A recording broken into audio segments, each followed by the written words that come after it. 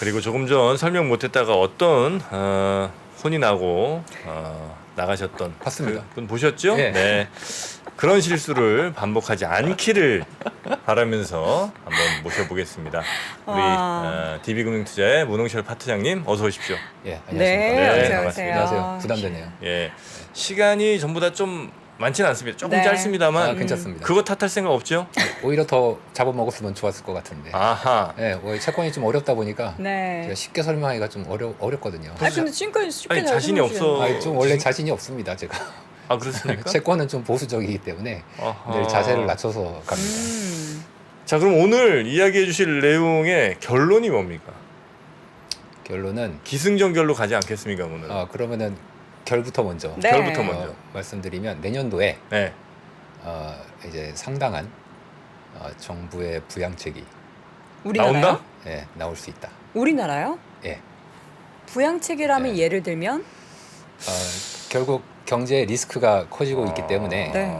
그 리스크라는 건 결국 우리나라의 제일 큰 리스크가 뭐죠? 부동산. 부동산, 그 가계부채 네. 아니겠습니까? 즉 부동산과 가계부채와 관련된 음. 이미 일부 규제 완화가 많이 나왔지 않습니까? 네. 근데 이제 이것까지는 아직은 조금 부족할 것 같고 사람들을 좀 더 부동산 시장으로 끌어내서 거시 경제를 좀 안정시키기 위해서는 내년도에 좀 더 강한 부양책이 나올 가능성이 있다고. 그 사실 뭐 어떻게 보면 좋은 소식 같긴 한데 그만큼 경제가 안 좋으니까 부양책이 세게 나온다는 거 아니에요? 네. 정확히 꿰뚫어 보셨네요. 아 즉, 이거 결론이 이제 네. 좋아 보이지만 사실은 그만큼 경제가 위험해질 수 있다는 얘기를 좋습니다. 내포하고 있는 거죠. 자 그러면 뭐가 그렇게 위험한지 이제 얘기를 좀 해주실 거죠? 그렇습니다. 예, 뭐가 위험한지 그 다음에 네. 어떻게 부양책이 이제 그래서 네. 나오게 되는지 네. 한번 가보도록 하겠습니다. 네. 네. 우리나라의 뭐 리스크라고 하면은 결국은 수출과 내수 뭐 두 개 아니겠습니까? 네. 근데 이제 수출은 사실 우리가 어떻게 할 수 있는 게 아니잖아요. 음. 해외에서의 수요가 뭐 늘었다 줄었다를 우리가 어떻게 할 수 있는 건 아니니까. 네. 그러다 보니까 우리가 이제 연준의 정책을 열심히 보는 거고 음. 이제 국내 요인으로만 본다면 사실 얘기할 수 있는 게 딱 하나밖에 없죠. 결국 이 가계부채. 네네. 더 노골적으로 얘기한다면 이 부동산 시장이 내년에 이제 어떻게 안정을 시킬 것인가. 음흠. 그것을 연착륙시키는 거. 그러니까 부동산을 부양시켜서 올리는 게 정부의 목표는 아니에요. 네. 그런데 지금 가격의 하락 속도가 대단히 빠르지 않습니까? 급하죠, 굉장히. 그러니까 비행기가 착륙을 해야 되는데 네. 연착륙을 하면은 뭐 다들 안전하게 살아갈 수 있지만 똑같은 착륙을 하더라도 이제 경착륙을 하게 되면 다치는 사람 많죠. 다치거나 이제 돌아가시는 분도 생기기 때문에 음. 그런 일 없이 그러니까 목표는 부동산 시장의 가격의 하향 안정이지만 이게 빨리 가면 안 되고요. 천천히 떨어지는. 이제 가장 바람직한 시기가 예를 들어서 2010년, 11년부터 네. 2016년 정도까지 부동산 시장이 이제 연착륙했던. 아 그때 연착륙했어요, 우리나라? 이제 그때 기억을 다들 잘 못 하시는데. 그러니까요. 왜냐면 최근에 가격이 너무 오르니까 네. 이제 오르는 생각만 이제 많이 하시지 네. 않습니까? 근데 사실 그때는 저는 기억이 되게 생생해요. 그때 집 살려고 하셨구나. 그때 사실 제가 굉장히 고생을 좀 많이 했어요. 그러셨어요? 그때 이제 고생을 왜 사람들이 많이 했냐면 11년부터 16년? 그렇죠. 11년부터 16년이 이제 부동산 가격이 연착륙했던 시기였는데 그때 결혼 전 아니셨습니까? 이미 결혼은 아직 지금도 아직 안 했습니다. 솔로세요, 솔로. 그때 아직도 그래서 솔로입니다. 공개구원 했었잖아요. 정프로님, 실망입니다. 정프로님. 제가 너무 그렇게 하시는 거 얘기해서 아니에요? 제가 저번 시간에 공개 구원까지 시켜놓고 자 이렇게 다시 프로님. 한번 이슈 만드는 거예요. 제 안경 이슈 많이 속으로 만들어주시- 동공 지진 있으셨을 이슈 많이 거예요. 만들어 주십시오. 저 네. 얼굴 많이 빨개졌습니다. 11년부터 화났습니다. 15년까지 네. 많이 힘드셨다. 많이 힘들었습니다. 네. 그때 뭐 제 경험과 그 제 주변에서 부동산 하시던 분들의 경험을 네, 제가 네. 섞어서 네. 쉽게 말씀드리면 네. 그때 그 몇 년 사이에 전세 가격이 따블이 됐습니다. 그 전에 2011년, 10년, 11년부터 네. 한 14, 15년까지 전세는 엄청 올랐어요. 따블이 됐어요. 엄청 오른 정도가 아니라 따블이 됐어요. 근데 집값은 안 올랐어요? 집값은 안 올랐죠. 오히려 약간 떨어졌습니다. 그럴 수가 있나? 네. 이 그랬던 서울 경기 시절이 중심이에요. 서울 있었어요? 경기 지방 달라요. 네. 네, 서울 경기 중심으로 2010년부터 전세 대란이 15년까지 있었군요, 전세 그래서. 대란이 있어서 네. 그때 전세금을 마련을 못해서 왜냐면은 뭐 2억 5천짜리 전세가 갑자기 네. 4억 5억 이랬어요. 그럴 거면 차라리 집을 사지. 안 사죠.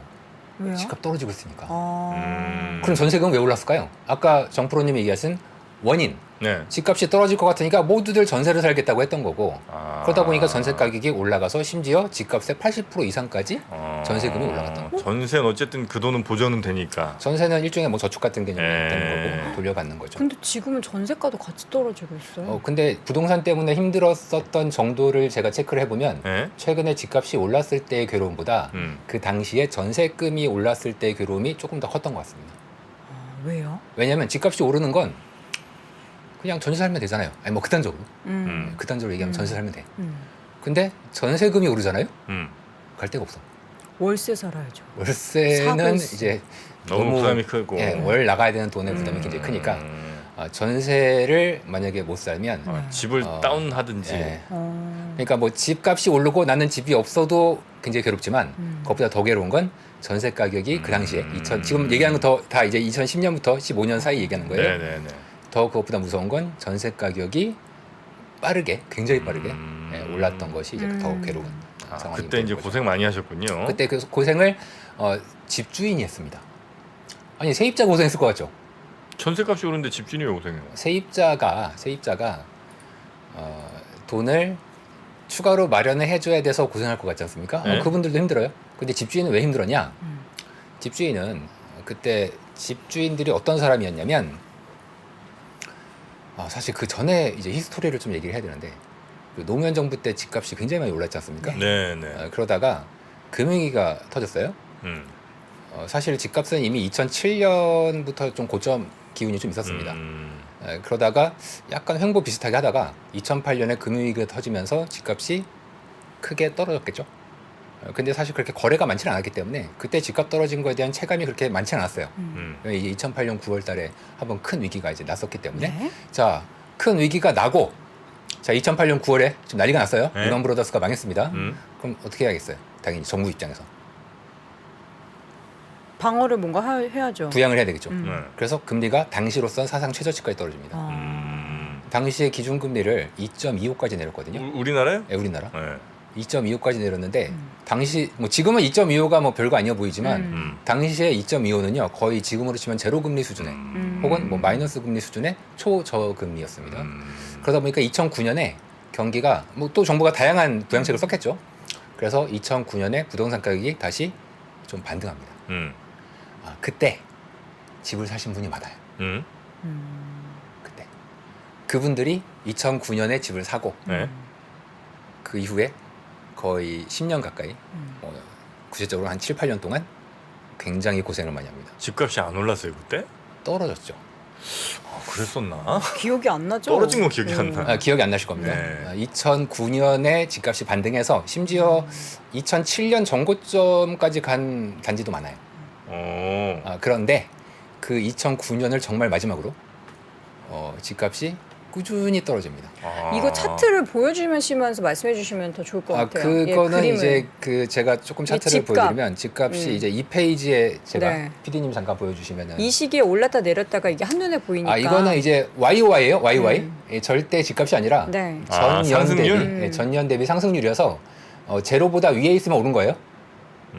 제로보다 위에 있으면 오른 겁니다. 네. 검은색 선인 강남 주택 가격만 보겠습니다. 강남만. 회색은 전국 주택 가격입니다. 그리고 검은색을 보십시오. 네. 검은색. 회색 보지 말고 검은색을 보신 다음에 파란색은 금리를 인하하던 시기고요. 인하. 핑크색은 금리를 인상하던 그때 엄청 시기인데 올랐네요. 그리고 참고로 저거는 우리가 체감으로 생각하는 주택 가격보다 쟤는 굉장히 폭이 작은 겁니다. 그걸 감안해야 돼요. 실제 여러분들이 거래를 하러 갈 때 저거 보시면 안 되고 예를 들어서 저기에서 뭐 한 20% 올랐다. 그럼 실제 내가 사러 갔다는 얘기는 전년 대비 한 4, 50% 오른 거예요. 이제 그 체감상의 그런 거고 쟤는 네. 이제 지수기 때문에 전국의 이제 지수 혹은 강남의 지수를 만든 거여서 지수는 굉장히 반영이 늦습니다. 2010년 보세요. 10년부터 15년까지 마이너스 있죠. 강남도 집값이 떨어졌다는 얘기입니다. 강남이에요. 네. 그리고 굉장히 큰 폭으로 떨어졌어요. 심지어 뭐 우리가 주로 얘기하는 뭐 음마 아파트 같은 재건축 단지들은 뭐 40% 이상씩 떨어졌습니다. 그래요. 2009년 대비 고점 대비. 고점 대비. 고점 대비. 이제 고점은 2007년 아니면 2009년인데 네네네. 그때 대비 많이 떨어집니다. 그래서 이제 역사를 좀 짧게 보시면은 떨어지지 않을 것 같지만 실제 굉장히 긴 역사. 심지어 뭐 여기에는 역사가 없지만 90년대 80년대 역사도 제가 이제 데이터로 보고는 있는데 그 역사로 보면은 우리나라 집값이 뭐 마냥 그렇게 오르고 그러지 않습니다. 굉장히 오랜 기간에 둔화 혹은 네네네. 하락기기 그러다가 급등기기를 번갈아 가면서 겪게 되는 거고요. 네. 특히 저같이 이제 채권 금리를 하는 사람들은 금리를 하다 보면은 이 부동산 시장을 안 건드릴 수가 없어요. 네. 분석 차원에서도 그렇고 투자 차원에서도 그렇고 금리와 이 부동산은 굉장히 관련성이 이제 깊습니다. 그렇겠죠. 그러다 보니까 저희들도 이 분석을 할 때 늘 부동산 시장을 보고 특히 정부의 정책상 기준금리 정책을 할 때 부동산이 굉장히 중요하다를 넘어서 그냥 1순위 그냥 걔가 거의 유일한 요소다 이렇게 봐도 크게 틀린 말은 아닙니다. 네. 그래서 지금 이제 엄청 떨어지고 있잖아요. 그렇죠. 그래서 이제 뭐 일부 지역들은 뭐 벌써 한 30-40% 이상 혹은 뭐 예. 반토막 났다는 데들도 꽤 있는데 경기도 쪽. 예, 이렇게 되면 예. 뭐 그다음 스텝은 뭐 어떻게 되는 거예요? 그래서 한번 집값이 떨어졌을 때를 생각을 해보겠습니다. 예. 그러면은 이제 주로 그냥 기분이 안 좋다 이런 차원을 넘어서 예. 집주인 입장에서 근데 기분이 좋은 사람도 있죠 반대로. 안 산 사람들. 안 산 사람들은 기분이 좋겠지만 일단 집주인 입장으로 한번 생각해 볼게요. 이제 집주인 입장에서 집값이 떨어지면은 이제 여러 가지 압박을 받습니다. 첫 번째는 지금 이제 금리가 높다 보니까 이제 고금리 압박은 기본적으로 들어가죠. 두 번째는 그 2020년에 임대차 3법이 통과가 되고 나서 네. 순간적으로 전세 가격이 크게 올랐던 시기가 있었습니다. 그게 임대차 3법이 2020년 7월에 통과되거든요. 그래서 2020년 하반기에 전세 가격이 크게 올랐는데 네. 전세 가격이 크게 오르면 갭 투자를 하기가 좋습니다. 전세 그쵸. 가격이 크게 오르면 예. 집값과 전세값이 전세 가격 얼마 차이 안 간에 나니까. 붙으니까. 줄어드니까 영끌을 하기가 좀 더 그렇죠. 좋죠. 조금 돈으로 집 살 수 있고. 집을 살 수 있죠. 예. 자 그렇게 하신 분이 계시는데 문제는 당시에 임대차 3법에 따른 그 전세 가격의 급등은 사실은 2년짜리거든요. 네. 왜냐하면 그 다음에 다시 2년 정도 지나면은 그때 네. 혼란이 좀 정상화가 되고 네. 4년이 되면은 다시 평화화가 됩니다. 그래서 이 당시에 이제 2+2 2년 더하기 2년으로 이제 계약갱신 청구권이 생기면서 집주인과 임차인 간에 굉장히 갈등이 커졌고 네. 이제 그 전세 가격도 크게 올랐잖아요. 문제는 그게 지금 전세금이 다시 원상복귀 되면서 전세 가격이 크게 떨어지고 있거든요. 네, 네, 네. 그렇다면은 집주인은 빚진 사람이죠. 빚진 사람은 그 세입자가 나가겠다고 하면 전세금을 차액만큼 돌려줘야 돌려줘야죠. 되죠. 예. 근데 그게 몇 억은 되거든요. 음. 그럼 그 몇 억을 어디서 이 사람은 마련해가지고 주냐는 거죠. 그러니까 또 다른 임차인이 그 그러니까 또 다른 가격에 임차인을 들어오면 구해도 좋지만 또 다른 임차인이 들어오는 돈하고 낮아져 있으니까. 예, 그러니까 그 차익은 내가 이제 네. 돌려줘야 된단 말이에요. 네. 그 돈이 이제 없지 않습니까? 근데 전세라는 거는 사실 그 아까 전세 가격이 2010년부터 2015년까지 많이 올랐다고 제가 말씀드렸잖아요. 네. 근데 그때 전세 가격이 오른 여러 가지 원인들이 있는데 그 원인 중에 상당히 큰 원인이 저금리였습니다. 전세 가격하고 금리 간의 역상관성이 되게 커요. 이게 좀, 역상관성? 역상관성. 즉 금리가 오르면 전세 가격이 떨어져요. 그렇겠죠. 반대로 금리가 떨어지면 전세 가격이 오릅니다. 네. 지금은 금리가 높으니까 전세 가격이 많이 떨어지지. 떨어지는 것에 영향을 주고 있죠. 다만 이게 절대적인 건 아니에요. 물론 전세는 수요 공급도 중요한데 네. 금리의 차원만 제가 말씀드리면 네. 2010년부터 15년까지 전세 가격이 급등할 때 주요 원인 중에 하나가 당시에 또 저금리 상황이었었거든요. 금리가 낮으니까 전세 가격이 크게 이제 올랐던 게 영향을 이제 줬던 거고 크게 이제 그 집주인 입장에서는 전세 이제 그 세입자와 이제 집주인이 그 전세금의 상승 하락에 굉장히 목을 매게 되는데 네. 지금은 금리가 높아서 반대로 전세금이 떨어졌죠. 네. 거기에 2년 전에 임대차 3법이 원상복귀되고 있죠. 음. 그러니까 전세금이 더블로 떨어지는 거죠. 네. 두 가지 영향에 의해서. 그러면은 집주인 입장에서 돈을 빌린 사람인데 집주인 입장에서 이 차익을 이제 어떻게 돌려줄 거냐. 이게 지금 엄청난 현재 임대보증금 800조 시장에서의 엄청난 리스크가 지금 와 있는 겁니다. 그래서 정부에서 그 임대보증금 네. 관련해서 집주인에게 좀 저리로 예. 대출을 해준다 이런 정책도 지금 그렇죠. 나오고 있잖아요. 서류로 대출하겠다고 지금 그만큼 위험하니까 네. 대출을 해주겠다고 하는데 그것도 사실은 이제 가계부채의 전체 위험성 안에서는 키우는 거죠. 그걸 또 그게 일부면 상관없는데 너무 커요. 전세보증금 규모가 지금 800조인데 네네. 그 800조 하는 사람들한테 전부 다 대출을 조금만 하더라도 그러니까 우리나라 또 지금 전세 수십조 다 합치 한 800조쯤 되는 거예요, 그게? 보증금만. 전세 보증금이? 네. 요즘에 또 막 빌라왕 네. 관련한 이슈들이 또 너무나 많이 집값 터지고 떨어지고 있고. 전세 보증금 문제가 생기다 보니까 네. 이제 그런 식으로 갭 투자를 강하게 특히 빌라 쪽을 하셨던 분들은 굉장히 큰 위험에 네. 봉착돼 있는 거죠. 네네네. 또 하나의 문제가 그 대출 이제 주택담보대출을 받으면은 그 주택담보대출을 받을 때에 그 집의 가치는 주로 이제 KB 시세대로 받습니다. 네. 근데 그 KB 시세는 집값을 좀 늦게 반영을 해요. 음. 반영을 해요. 예를 들어서 제가 땅을 담보로 해서 대출을 받는다? 그러면은 은행이 땅 가격을 매주 뭐 매달 평가를 해서 땅 가격이 떨어졌네?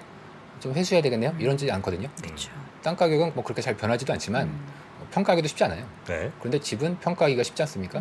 그래서 아파트 담보 대출을 받으실 경우에는 KB 시세가 낮아질 경우에 대출금에 대해서 일부 상환이 과거에 들어갔던 사례가 있습니다. 아, 대출을 예를 들어 5억을 받았는데 네. 이게 평가가 낮아지면 야 이거 한 4억 2천 정도까지밖에 못 빌려주겠어 8천원 갚아라 이런 식으로 나오기도 한다고요? 과거의 사례가 있습니다. 그게 가능해요? 이거는 계약할 이 때- 사람마다 경험이 좀 달라요. 이걸 겪은 사람이 있고 안 겪은 사람이 있는데 그리고 은행에서 이거를 굉장히 쉬쉬합니다.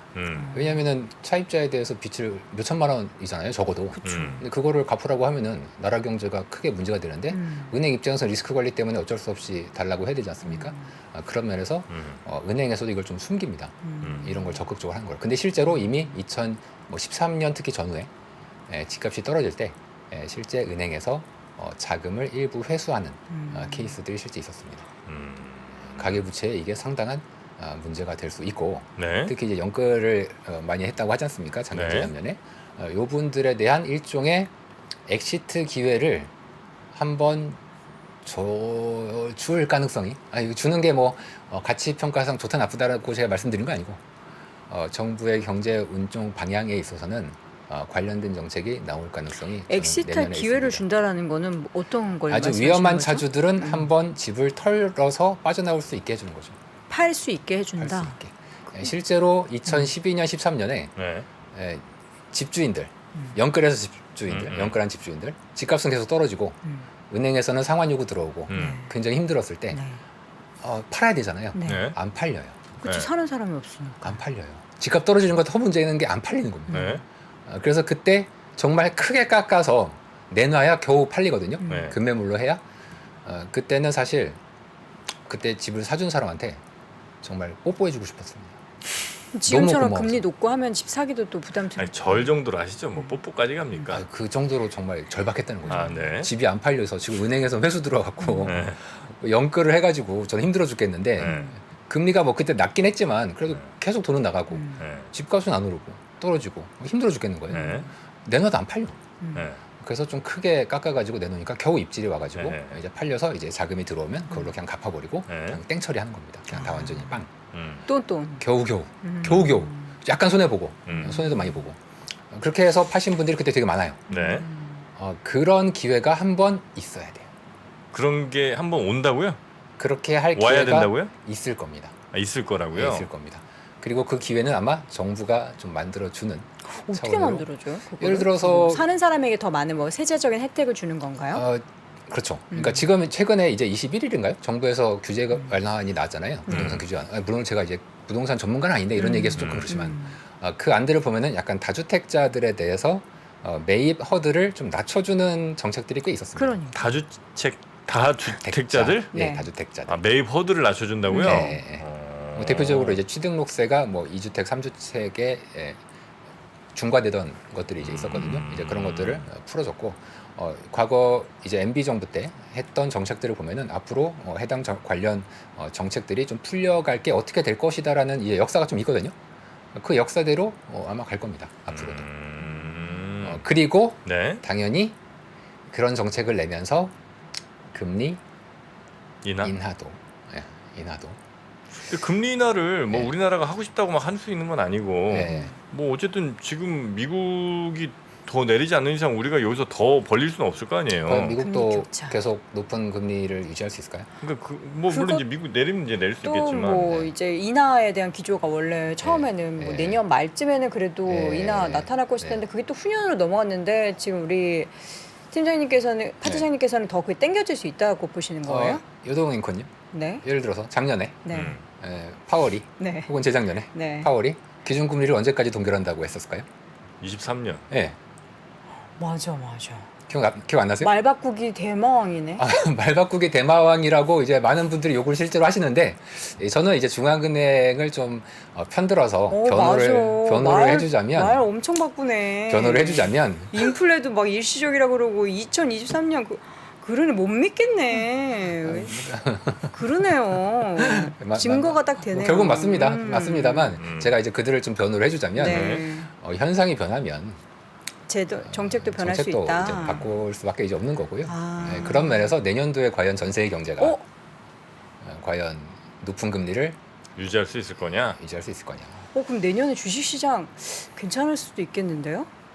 뭐 저희는 지금 요즘 뭐 주식시장이 좀 안 좋아서 그렇긴 하지만 저희는 사실 중간 선거 이후에 네. 굉장히 이제 좋을 수 있다라고 뭐 저희 하우스 측면에서 오. 개인적으로도 그렇고 네. 내년까지 좀 좋게 보는 하우스 중에 아주 극소수예요 요즘 네. 그렇게 보시는 분들이.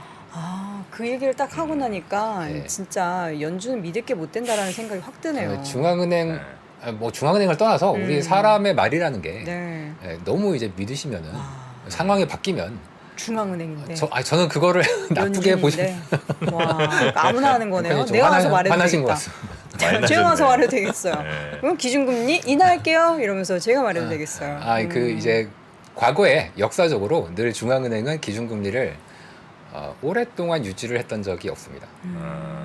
이제 제가 잠깐 그림을 보여드리면 지금 4페이지 그림 잠깐 보시면요. 네. 네.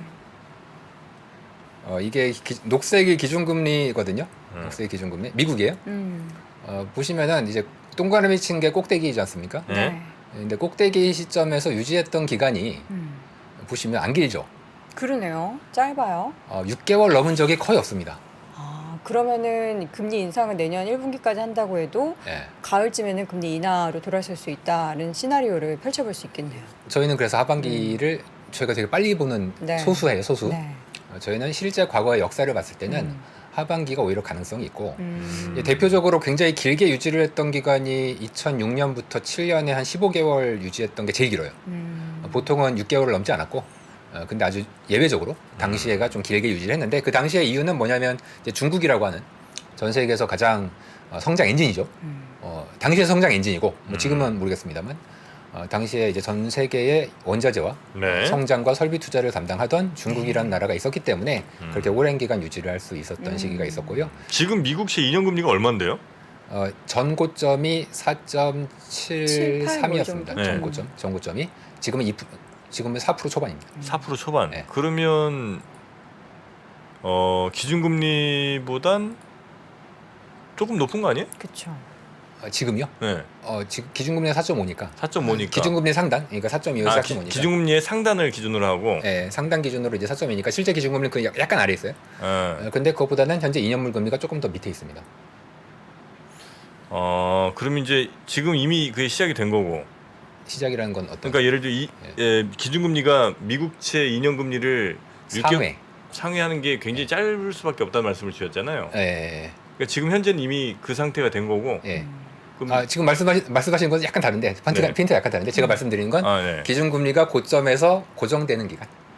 기준금리가 고점에서 고정되는 네. 기간이 네. 짧다고요? 네, 그 얘기입니다. 말씀하신 건 뭐냐면 바로 앞 페이지에 있는 내용인데요. 네. 3페이지에 있는 내용을 잠깐 설명드리면 이제 방금 정프로님께서 말씀하신 거는 그 2년물 금리와 기준금리 간의 격차. 네네네. 그러니까 2년 금리에서 기준금리를 뺀 거예요. 근데 여기서는 제가 3개월을 뺐습니다. 아. 뭐 기준금리도 3개월이나 비슷해. 네네네. 이걸 저희는 그 금리 차라고 하는데 회색이 그 금리 차입니다. 지금 이게 역전됐어요. 즉 2년물이 기준금리보다 낮아요. 역전되고서 기준금리를 인상한 사례는 과거에 없습니다. 그러니까 지금 이제 역전이 됐으니까 네네네. 어떤 면에서는 마치 미래를 미리 예견을 해주는 거죠. 우리가 미래를 먼저 알면 얼마나 좋겠습니까? 진도준이 되는 거죠, 우리는. 바로 요 스프레드, 요 금리 차가 바로 진도준급의 미래 예측력을 좀 가지고 있다는 거죠.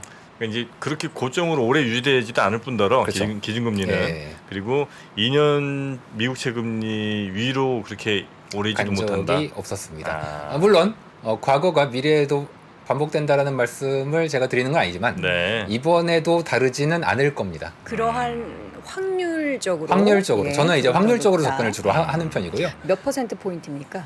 저는 사실 80% 이상의 확률로 왜냐하면 과거의 패턴이 그랬기 때문에 네네. 과거의 정확도의 패턴이 늘 80%를 넘었기 때문에 제가 패턴을 말씀드린 거예요. 음. 물론 뭐 파월 의장의 말 24년에나 뭐 금리 인하를 생각해 볼 수 있다. 지금 뭐 미국에 있는 주요 IB들도 뭐 내년도에는 금리를 뭐 계속 인상하고 인하는 너무 먼 미래다 이렇게 얘기들을 많이 하시잖아요. 그러다 보니까 주로 이제 외국계 IB들이 미국 주식을 요즘 안 좋게 보죠. 좋게 보는 하우스 거의 없어요. 그런데 저는 그건 이제 현재의 상황에 앵커링이라는 건 이제 현재 상황으로 인해서 네. 판단을 했을 때의 생각인 거지 실제 과거는 그런 식으로 흘러가지 않았던 거죠. 그래서 좀 우리의 예상과는 좀 벗어난 현실이 저는, 또 올 것이다. 매번 네, 올 수 있고 그렇게 되면 한국도 금리를 음. 하반기에 내릴 수 있다. 내릴 가능성이 저는 없지 않다. 3분기, 4분기 그때쯤에. 저는 뭐 좀 빠르게 3분기 정도. 빠르면 3분기, 뭐 이렇게 늦어도 3분기 하면 너무 빠르나요? 이게 지금 저도 이런 주장을 하기가 너무 아직은 예외적이고 조심스럽죠? 극단적인 주장이다 보니까 좀 보수적으로 4분기로 합시다라고 하고는 싶네요. 그러나 마음속 마음은 내심은 3분기. 네, 지금의 가계 부채는 그리고 주택 가격은 이 상태로 지속하기가 굉장히 어려울 것 같습니다. 그럼 지금 좀 그때 되면 안 좋은 상황이기 때문에 금리 인하하는 기조도 지금처럼 뭐 25bp, 50bp 이게 아니라 한 뭐 75bp, 뭐 100bp 이 정도로 낮출 수도 있는 한 번에? 거예요? 가파르게? 한국이요? 네. 한국이? 한 번에? 한국이 그렇게 하려면 금융위기급은 돼야 됩니다. 100bp를 인하한 적은 금융위기 때 2008년 12월에 한 번 있었어요. 그럼 낮출 때도 낮출 천천히 때도 뭐 25로 하시죠. 네. 뭐 50까지도 가능할 수도 있겠지만 네네. 뭐 다들 다 인상한다고 하는데 저 혼자 갑자기 나와서 인하하는 얘기 하니까 좀 이상할 수는 있을 겁니다. 제가 이해는 하는데 오히려 내년 1분기가 주택 시장이 굉장히 힘들어질 수가 있어요. 네네네. 뭐 그렇게 되는 건 이제 주로 분양 시장부터 드러날 거고 지금 이제 금융사들이 가지고 있는 PF 대출이 문제가 여기저기서 상반기에 되게 빵빵빵빵 많이 그렇죠. 터지겠네요. 왜냐면 네. 1등 사업장 같은데도 분양이 잘 안 될 정도면 네. 맞아요. 그 외의 사업장은 사실상 그냥 중단이라고 봐야 돼요. 그러면 과연 이 상황을 거시경제 측면에서 물론 걔네들은 뭐 자기 욕심을 차리기 위해서 사업을 했잖아. 그러니까 벌 받아야지라고 할 수도 있겠는데 이게 거시경제로 영향을 주기 시작하면 국가 입장에서 이거를 나서지 않을 수 수가 없다. 없을 거고 1분기에 굉장히 힘든 시장이 될 거고 모든 부동산 전문가들이 제가 잠깐 체크해 보니까 내년도에 부동산 가격 많이 떨어진다. 네. 이렇게 한 95% 이상 그렇게 얘기하시더라고요. 네. 저는 하반기에 오히려 반등할 수도 있다. 내년 하반기. 부동산? 네. 부동산이 그렇게 그 호흡 빠르게 왔다 갔다 방향 바꿀 그러니까 수도 있습니까? 그게 이제 2009년에 그랬어요. 2009년 그랬어요? 2009년에 부동산이 2008년 말부터 네. 금융위기 터지고 되게 안 좋았거든요. 확 안 좋다가 다시 그러다가 2009년에 MB 정부가 들어서면서부터 그때 금리를 다시 거의 뭐 사상 최저치까지 내렸죠. 왜냐하면 고점이 5.25인가까지 기준금리 올렸었어요 하느니. 그러다가 갑자기 2.25까지 하니까 300bp를 내렸지 않습니까? 우리나라 기준금리 300bp 내렸다? 이거는 어마어마한 거예요.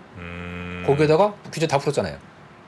그래서 다시 반등이 왔고 네. 그때 MB 정부가 아마 제 기억으로 2009년 말쯤이었던 것 같은데 네. 2009년 말에 허걱했습니다. 너무 올라서? 네. 그래서 다시 규제를 만들었어요. 왜냐면은 주택 시장을 반등시키는 게 목표가 아니었거든요. 연착륙시키는 게 목표였고 저는 이번 정부도 비슷할 것이라고 그렇게 보고 있고요. 결국 그 이후에 상당히 오랜 기간 주택 시장이 조정받았던 시기가 이제 있었는데 그러니까 제가 내년도에 반등이라는 게 뭐 아주 기초적인 반등 상승을 말씀드린 게 아니라 살짝 반등해서 가계부채를 일부 연착륙시킬 수 있는 전기를 마련할 수 있고 급한 위험한 사람들은 한번 털 수 있는 기회가 마련될 수 있다. 그렇게 말씀을 드리는 겁니다. 그럼 영 버티기 어려운 분들은 그 잠깐의 뭐 찾아올 반등 정도에 다시 한번 그때 이제 어려움을 좀 덜어내는 부담을 덜어내는 기회를 좀 삼을 수도 있겠군요. 덜어내야죠. 덜어내야 되고 잠깐 그때 또 제 주변 분들의 경험을 이렇게 설명을 드리면 네. 2009년 반등할 때 사신 분들이 꽤 있어요. 또 그래요? 많아요. 그때 많이 피보셨겠군요. 많은데 그분들이 그 이후에 행보를 추적해 보면 어떤 식의 행동을 하셨냐면 네. 그 이후에 거의 6, 7년 동안 부동산, 집 얘기만 나오면 싸움을. 경기를 일으키고 맨날 부부싸움 했습니다. 자, 정프로님 네. 7년 동안 집 때문에 부부싸움 했어요? 누가요? 했다고 쳐요. 네, 했다고 쳐요. 했다고 쳐요. 네. 자, 그리고 2017년에 내가 샀던 원금을 회복했어. 어떻게 하실 겁니까? 아우 지긋지긋하니까 그냥 빨리 팔아 넘겨야죠. 네. 그래서 팔아 넘긴 분들이 많군요 그때. 당연하죠. 아 우리가 주식 투자할 때도 그러잖아요. 주식이랑 오면은 똑같아요. 아우 지겨워 이제 너 다시는 너랑 안 이게 만나. 7년 동안 싸우고 팔자마자 그때부터 또 급등. 5년 또 싸워야 될 거 아니에요. 계속 올랐으니까 또 판 게. 그때 왜 팔자 그랬어? 인생은 약간 운이 중요하고 내가 언제 결혼했냐. 왜냐면 결혼하고 애 낳아야 집을 마련하고 이렇기 때문에 이게 되게 중요합니다. 아. 그러니까 적어도 이 방송을 보시는 분들은 그런 과거의 히스토리를 지금 기억을 하시고 미래의 판단을 잘 내리셔야 됩니다. 아. 내년 집을 사야 되는 거예요? 말아야 되는 거예요? 근데 잘 생각해 보시면은 지금 만약에 집이 지금 없어요. 지금 집이 네. 없어요. 그럼 집값 떨어지면 되게 기분 좋죠. 예? 기분 좋은데 내년에 올라. 예. 그럼 또 기분이 마음이 어떨까요? 급해져요. 내년 마지막 기회 아닌가? 그렇게 생각을 많이 해요. 예. 그러나 그래서 2009년에 많이 샀단 말이에요. 예. 그러나 아니다라는 거죠 마지막. 그리고 나서 한 기회는. 5, 6년, 7, 8년을 쭉 빠지다가 네. 다시 이제 갔는데 과연 이번에도 그럴 것인가? 뭐 저는 가격 측면에서 그 서울 기준으로 전고점의 한 60% 정도 가격, 그러니까 40% 빠진 거죠. 40% 빠진 가격이면 저는 뭐 안전 마진이 있다. 이 더 떨어질 정도면? 수도 있지만 출렁임이 좀 있을 수 네. 있어도 폭락까지는 아닐 것이다. 한 뭐 30%에서 금매 나오면 한 40%까지도 살 수 있는 게 있거든요. 네. 네, 전고점에.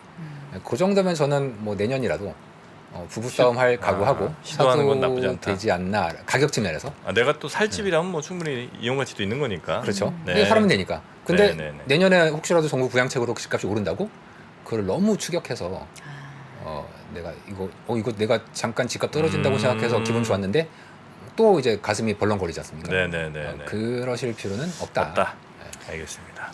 평생 집 없게 저는 살 것 같네요. 내년 왜 내년에 경제 좀 침체 그리고 정부의 부양책 요걸 잘 이해하면 자산시장에 투자에 있어서 굉장히 또 도움을 받을 만한 네, 그래서 그런 정부에서 아이디어가. 특히 기재부에서 발표하는 부동산 네. 관련된 국토부에서 발표하는 다주택자에 대한 여러 가지 규제안 완화책 이걸 네. 앞으로 계속 유익 있게 아 좋습니다. 보셔야 됩니다. 그래서 저희 3프로가 또 KB 부동산 쪽이 이제 또 KB가 강하니까 네. 3프로와 KB가 손 잡았잖아요. 손 잡았잖아요. 그래서 집으로라는 네. 콘텐츠를 또 내놨으니까 네, 네. 그거 보시면 부동산 관련해서는 준비하시기 아마 편할 네. 겁니다. 채권 관련해서도 우리 문홍철 파트장님이 늘 말씀해 주시는데 내년에도 주기적으로 시그널에 있어서의 변화가 나타나면 네. 항상 네. 저희가 먼저 연락드리지 않아도 먼저 연락 좀 주세요. 그 제가요? 네, 알겠습니다. 변화가 생겼는지 예. 저희는 모르니까요. 바로 연락드리겠습니다. 그러면은 네. 그날 시청자분들을 예. 위해서 네. 제가 좀 더 열심히 노력해서 맞습니다. 적시성을 연락 높이도록 주시기 하겠습니다. 바랍니다. 그럼 채권 쪽은 그럼 제가 딴 분한테 따로 의뢰 안 하고 예? 우리 DB 우리 문홍철 파트장님께 연락드리겠습니다. 알겠습니다. 예. 네. 자 오늘 함께해 주신 우리 문홍철 파트장님 연말 잘 보내시고 아유, 좋은 연말 되십시오. 네 내년 초 또 뵙도록 하겠습니다. 네. 감사합니다. 대단히 고맙습니다. 고맙습니다. 예, 감사합니다. 네.